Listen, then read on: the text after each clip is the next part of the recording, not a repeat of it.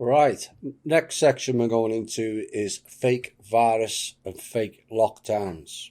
There's been a number of interesting reports that I've managed to pull in, and I will be connecting dots with them because there are dots to be made. So confidential reports reveal that at least 249 patients that was enrolled in a Gilead-sponsored program have died in the country Georgia.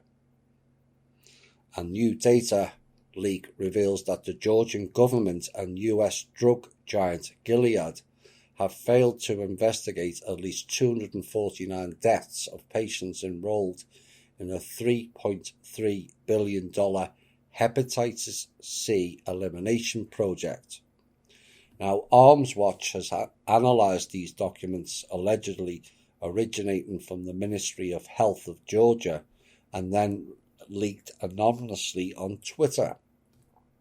And we have already published a detailed report on US government projects at the Pentagon buyout laboratory in Tbilisi.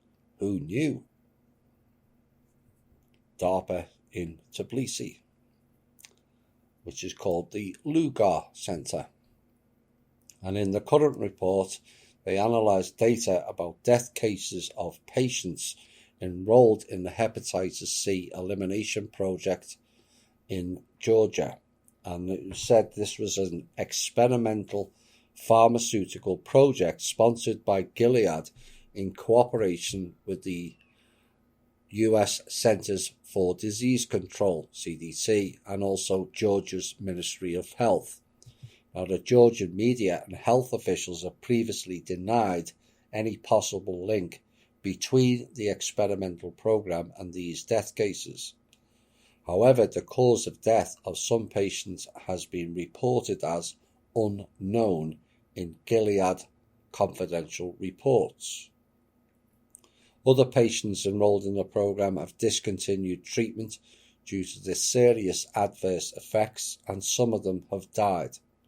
Furthermore, $181.7 million worth of hepatitis C antivirals for 2,033 patients in Georgia have not been used and expired due to treatment cancellations, patient deaths, or other reasons, according to the documents. An internal correspondence between Georgia, Gilead, and the US Embassy to Tbilisi reveals that patients involved in the hepatitis C program have died and the treatment of others has been cancelled. And according to a letter from Tamar Gabunia, the first Deputy Minister of Health of Georgia, to Gilead, which was dated June 2020, stated under the National Hepatitis C Elimination Program, due to treatment cancellations, patient deaths, and other reasons, there are two different drugs, Sovaldi, 16,834 tablets, and Harvoni, 205,000 tablets on the balance of LEPL Social Services Agency, which were not utilised.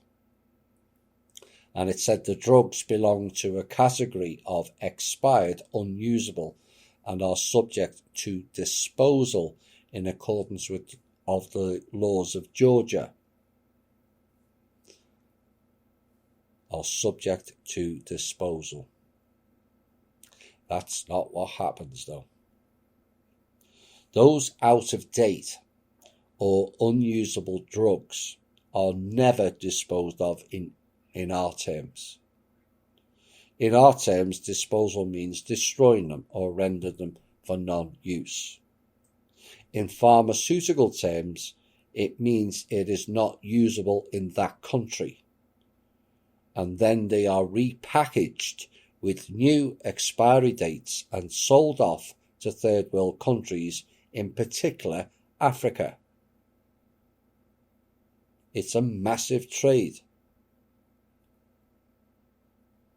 And with no private oversight committee on drugs and all the government watchdog bodies filled with their own people or bought off, this practice goes on unhindered. but those that take the payoffs under the seducement program are committing high murder and treason against humanity. And what for? You got some extra pieces of paper with numbers on to buy materialistic items just to show off to your circle, at the expense of thousands of deaths and millions suffering. Where is your conscience? This practice is common throughout the world and it damages us all. Do you not get that? So that was the first Gilead story. It didn't end. The government has approved the Health Ministry's acceptance of stocks of coronavirus drug remdesivir from the Californian-based biotech company Gilead Services. And in the report, and this was in the Times of Israel, it said it was not clear how many doses Israel will be receiving.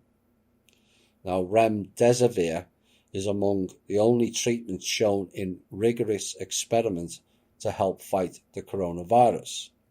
A large study held by the National Institutes of Health recently found out that it could shorten the average recovery time from 15 days to 11 days in hospitalized patients with severe disease symptoms. Now, one study in April, however, said it had no clinical benefit. Oops. And the drug is given through an IV and is designed to interfere with an enzyme the virus uses to copy its genetic material, which is why the tests prove 90% false positive is why. And it has been approved for treating COVID-19 in Israel and is authorized for emergency use in the United States for certain patients, whatever that means. Now, in May, Asher Salmon, the Health Ministry's Director of International Relations, told the Times of Israel that Israel's strong relationship with the Californian-based Gilead put the country in a good position to ensure supply. We have a long-lasting relationship with the company and they have a strong representation here, and this helps in making sure that it's available here. Now, Israel is also stockpiling the drug hydroxychloroquine, and those studies have shown it to be dangerous when given to COVID-19 patients. On Monday, the FDA said hydroxychloroquine and the drug chloroquine are unlikely to be effective in treating the virus. So why is Israel stockpiling it? Citing reports of heart complications, the FDA said the drug's unproven benefits do not outweigh the unknown and potential risks. You wouldn't know which side is telling the truth and which side is lying. And that's part of the problem now. But in a separate announcement on Monday, the FDA also warned doctors against prescribing the drugs in combination with remdesivir, the lone drug currently shown to help patients with the COVID-19. And the FDA said the anti-malaria drugs can reduce the effectiveness of remdesivir, which the FDA cleared for emergency use in May. And there you have it. But this springs up for me, at least, disturbing connections, given the issues with Gilead in Georgia, which is Rus country, and they also have a base here for operations, and it raises serious questions in my book. This is an Israeli-based operation. The word Gilead is linked to the Israelites said to trek the desert to Jerusalem, except they never went anywhere near Jerusalem and stopped in Amman, which is a derivative of Amun and Amun-Ra. Gilead is a mountain of rocks in Jordan, which confirms more of what we said in From Russia with Love. They were in Jordan, not modern-day Palestine territory. Now, the disturbing link is Trump has been pushing this hydroxychloroquine and his links with Kushner and clearly with Netanyahu with the numerous fake peace deals with Arab countries this week, and that will not end well for those countries, trust me. And then you add in Trump Heights in Israel, which, well, actually it's the Golan Heights in Syria, which they just happened to acquire, the Trump coin in Israel, the Trump road in Israel, and Trump moving the embassy in Israel, and Trump promoting an Israeli-based drug. One has to question where his actual allegiances lie.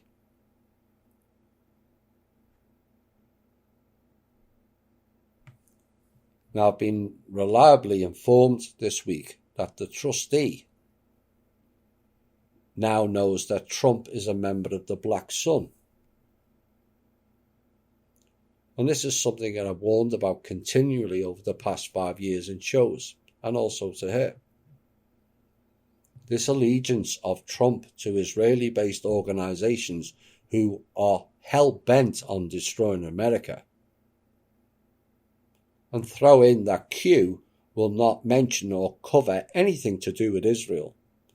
And it doesn't at this point present a pretty picture. And what springs to mind is Israel Cohen's speech, with the goal to deliver America to our cause, said 108 years ago. Now, I would love to be proven wrong, but I'm reporting on the facts presented. And it's up to you all to decide for yourselves. Now, Trump also supported AstraZeneca, the head of which is Leif Johansson, who just happens to have been awarded the title of the Royal Order of the Seraphim. Oops. Whose badge is IHS, which is said to be related to Jesus. Well, it is in a way, as Jesus is actually Horus.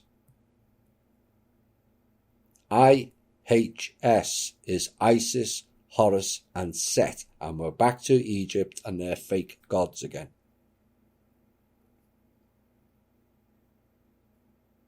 Now, I tried finding a meaning of the word Zeneca, and the search engine says it is a name that's made up, but it must originate from somewhere.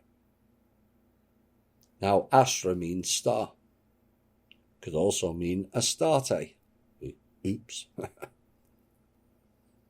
Suggesting a star-based connotation. And possibly given the cover-up of the name, the question we also posed on Tuesday is it off-world based? Joy Behar, co-host of US talk show The View, announced she has no intentions of taking the COVID-19 vaccine before Ivanka Trump does, which she's the president's eldest daughter, promptly offered to take it live on air. And criticising Donald Trump for claiming a vaccine could be ready in the US very soon, Behar said he is simply trying to get re-elected. He will push anything to get re-elected and don't fall for it. And this is what she said on Wednesday. And by the way, I will take the vaccine after Ivanka takes it. Now, Ivanka Trump responded directly to the challenge on Thursday, tweeting, "Deal. I would come on your show to do so. and she added that she trusts the FDA, and so should all Americans. Really? Now, Trump declared this week that a COVID-19 vaccine could be ready by October and it will be very safe and effective. No. And critics have pushed back against this claim, citing a rushed process as a reason to be distrustful of the efficiency of any such vaccine. As far as the vaccine is concerned, I'd like to inform America, in case we don't know this, because I looked all of this up for you. The mumps vaccine took 4 years, the polio vaccine took 20 years, and the smallpox vaccine took a few centuries.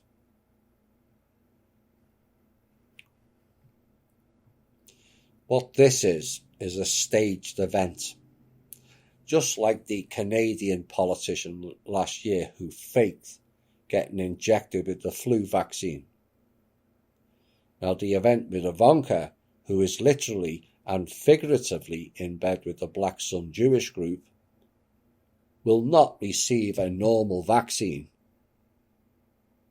but likely a saline solution to convince the non-thinking people to have these vaccines. And the only way for this to be real is if a member of the public picked a random one that the military has ready. Yes, you heard that right. Allegedly, as Trump says, to inject us with. Trump stated the military would be injecting us with these vaccines, and no one stopped to question that.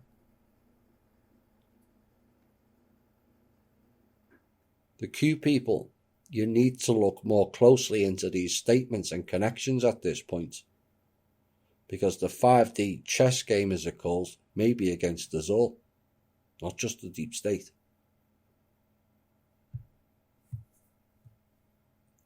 Israel responded to the fake uptick in alleged virus cases in typical fascist style, and is poised to declare the whole country a red zone due to an alleged spike in COVID-19 cases. Well, clearly, after all the stories in the past 2 weeks of this show, they're faking the figures and they can't add up. And they don't know the difference between 1.0 and 0.1. And they're threatening to limiting people's movements to a 500-meter radius. I guess the virus has got a bit more clever, because it's got a measuring tape on it, and it can go to 6 feet. Now it can go to 500 meters. And they are proposing closing all non-essential businesses that serve customers in person. They limit their people to 500 meters.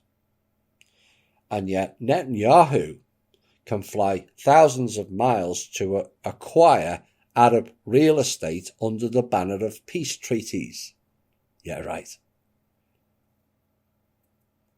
So this sweeping lockdown is set to take effect on September the 18th at 6 a.m. local time, according to multiple Israeli media reports.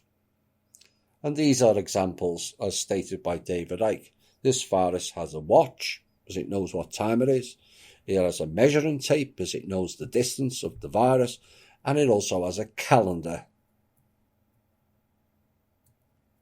Clever stuff, that. Or to thinking people, total bullshit.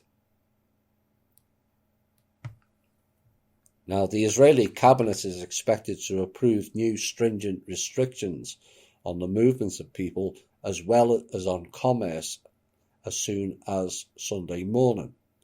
Although concerns about an imminent second wave of the virus, which was predicted in the Expose 1 show, it's right on time. We'll replay that piece maybe next week, particularly regarding its possible overlap with a common seasonal flu, have been mounting, and several European countries have already reported a surge in cases. and Israel becomes the first nation to plunge back into a nationwide lockdown after the previous one was phased out back in May. And the draft resolution prepared by the Health Ministry and seen by Haaretz halts or severely restricts the operation of all businesses that require staff to serve clients in person for at least 2 weeks. Ooh, Glenn, 2 weeks. The 2 weeks spellcast meme comes up again. It's amazing how many times that rears its head, is it not?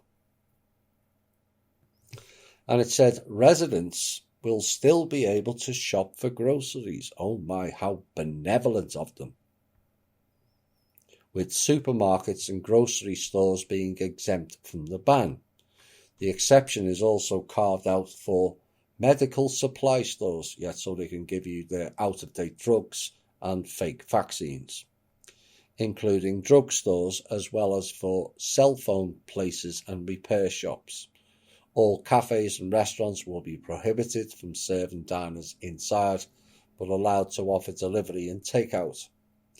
Those businesses which will be green lit to operate under the lockdown will have to cap the number of staffers to 30% or at 10 people, depending on which figure is higher. And the same 30% rule will apply to government offices. Except for trips to get necessary supplies or to work, Israelis will have to abide by the 500-meter rule, meaning that they may go as far from their place of residence.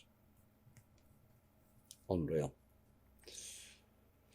We're off to Belarus next. The president of Belarus has this week exposed the World Bank coronavirus aid comes with conditions for imposing extreme lockdown measures. Yes, you heard that right. You can have aid if you lock the people down. The World Bank.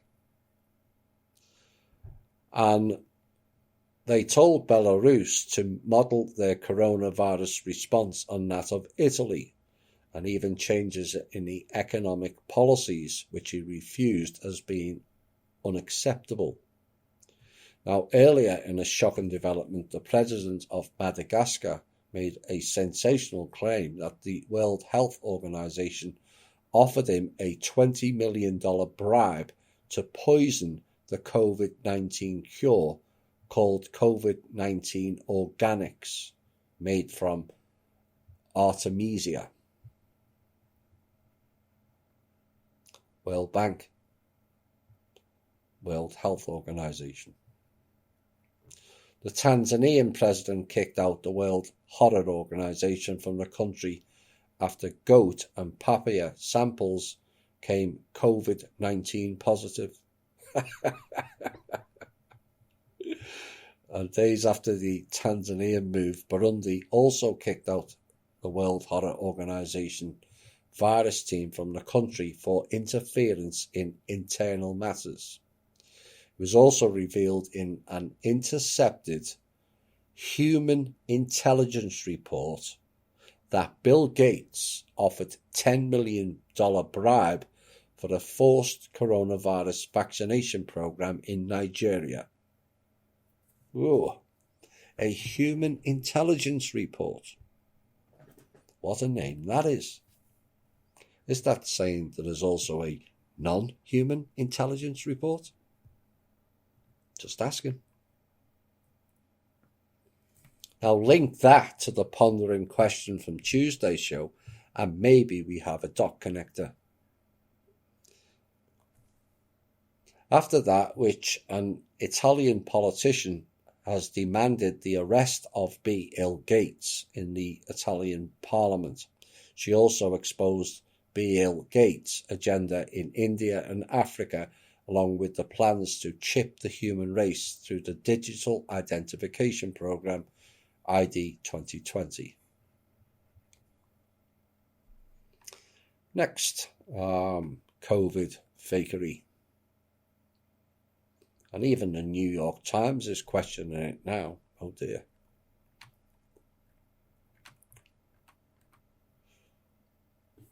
The standard PCR tests for the COVID-19 virus that everybody in America has been rushing out to get. Quite why, who knows? Bot behaviour. Well, according to the Times, they're diagnosing huge numbers of people who may be carrying relatively insignificant amounts of the virus and, quote, are not likely to be contagious, unquote. In fact, when they looked at 3 sets of testing data from Massachusetts, New York and Nevada, because of faulty procedures used at every single testing site in the country, up to 90% of the people testing positive carried barely any virus at all.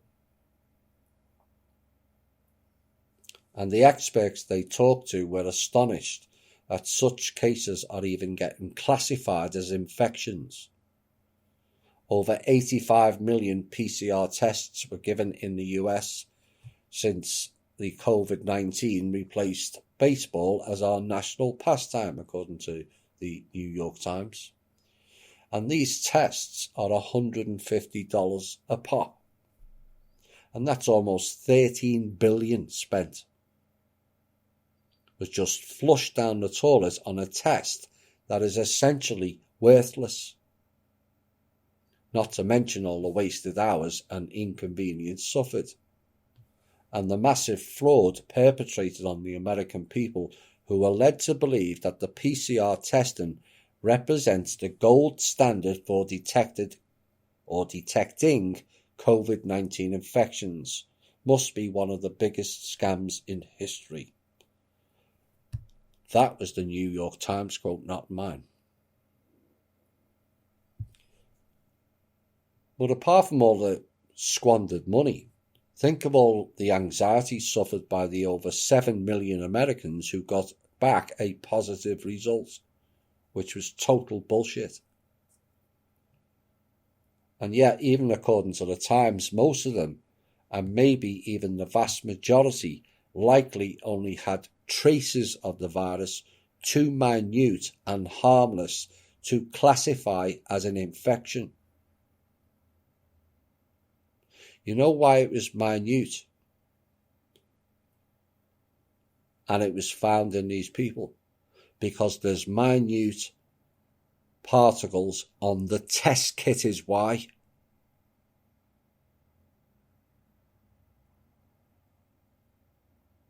And at which point do the people take a full stand on this? The greatest thing all Americans can do to end this nonsense is declare the whole government incompetent and not vote in the election at all.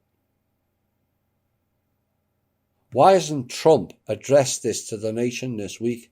Plus the, oh, we got it wrong, that was in last week.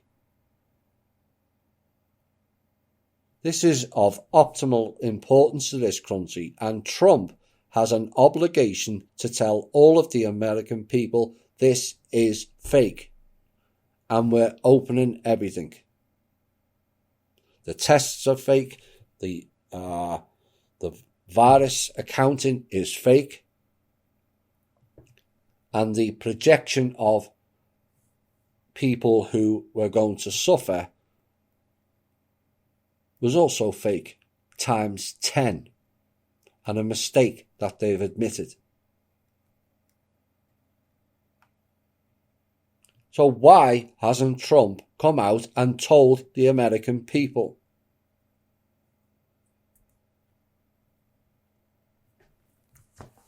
It was up to me. I would vote for no one, because currently it appears no one is actually serving the American people. No one.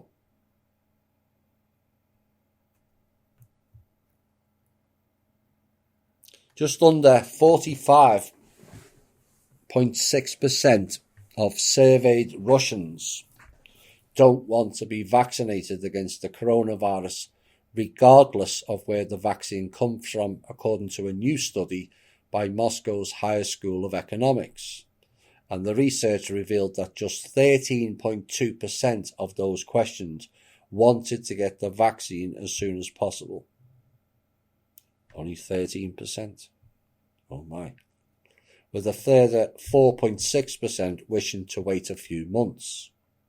Of those who refused to be immunised, almost a quarter still intend to monitor the results of the mass vaccination, with another quarter saying they are entirely opposed to all vaccines.